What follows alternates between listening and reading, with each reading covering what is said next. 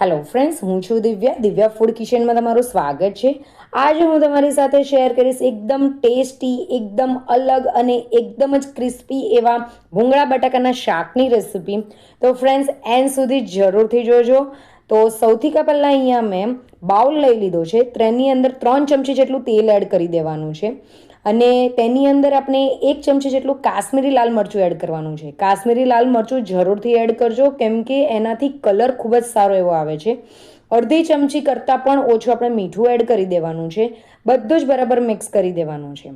હવે આ બધું બરાબર મિક્સ થઈ જાય ત્યાર પછી તેની અંદર આપણે બટાકી એડ કરવાની છે, જે ઝીણી ગોળ બટાકી આવે છે તે।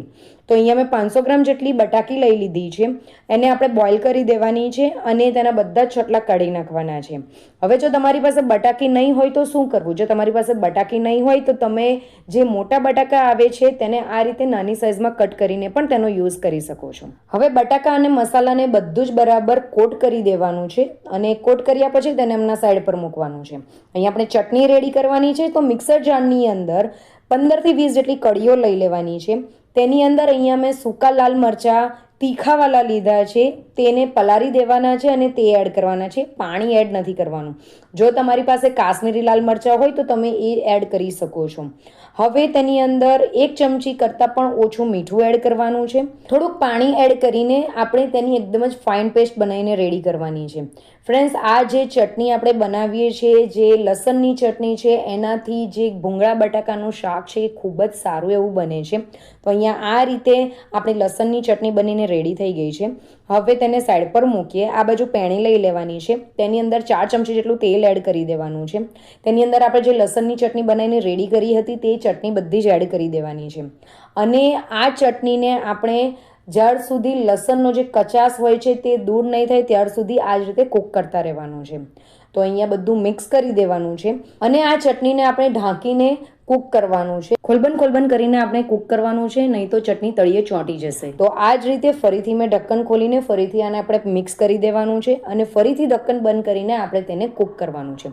જ્યાર સુધી તેની આજુબાજુમાંથી તેલ છૂટું નહીં પડી જાય ત્યાર સુધી આપણે આ જ રીતે ચટણીને કૂક કરવાની છે। તો અહીંયા ચટણીમાંથી તેલ છૂટું પડી ગયું છે, તેની અંદર મસાલા કરવાના છે। અડધી ચમચી હળદર એડ કરવાની છે, 1 ચમચી જેટલું ધાણા પાવડર એડ કરી દેવાનો છે, અડધી ચમચી ગરમ મસાલો એડ કરવાનો છે, 1 ચમચી કાશ્મીરી લાલ મરચું એડ કરવાનું છે, જે તીખો નથી હોતો, ફક્ત કલર તેનો સારો આવે તેના માટે આપણે એડ કરી દેવાનું છે। હવે જો તમે જ્યારે ચટણીની અંદર કાશ્મીરી લાલ મરચાંનો યુઝ કરતા હોય તો તમે અત્યારે તીખા મરચાંનો યુઝ કરી શકો છો।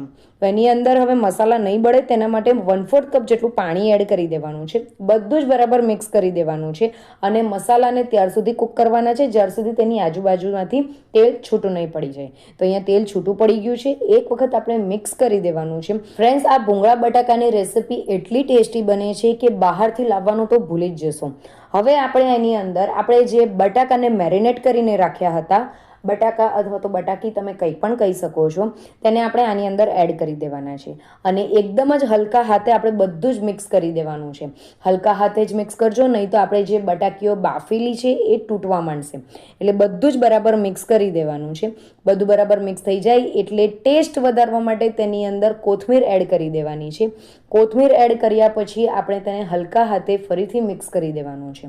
તો ફ્રેન્ડ્સ, અહીંયા જે આપણી ભૂંગળા બટાકાની જે બટાકી છે તે રેડી થઈ ગઈ છે। જોતાં જ મોઢામાં પાણી આવી જાય તેવો તેનો ટેસ્ટ છે, તેવો તેનો કલર છે। તો હવે તેને સાઈડ પર મૂકીએ। હવે આ બટાકાની સાથે જે ભૂંગળા સર્વ કરવામાં આવે છે, તો અહીંયા મેં પીળા કલરના ભૂંગળા લઈ લીધા છે। તમારી પાસે કોઈ પણ સાઇઝમાં કોઈ પણ ભૂંગળા હોય તો તમે લઈ શકો છો। તેલ મેં પહેલેથી જ ગરમ કરવા માટે મૂકી દીધું હતું, તેની અંદર ભૂંગળા એડ કરી દેવાના છે।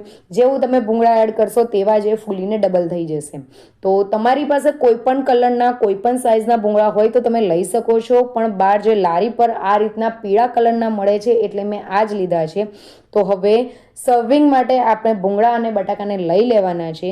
ઉપરથી તમે કાંદો સર્વ કરી શકો છો, કાંદો સ્પ્રિંકલ કરી શકો છો અને તેની સાથે લીંબુનો રસ પણ એડ કરી શકો છો, તેનાથી ટેસ્ટ ઓર વધી જાય છે। તો ફ્રેન્ડ્સ, ચોમાસાની સિઝનમાં વરસાદ પડતો હોય અને ત્યારે તમને જો ગરમ ગરમ ભૂંગળા બટાકા મળી જાય તો પછી શું જોઈએ। તો ફ્રેન્ડ્સ, એક વખત આ રેસીપી જરૂરથી ટ્રાય કરજો। તમને મારી રેસીપી ગમી હોય તો રેસીપીને લાઇક, શેર અને કમેન્ટ કરજો અને ચેનલને જરૂરથી સબસ્ક્રાઈબ કરજો। મળીએ એક નવી રેસીપી સાથે। Bye bye.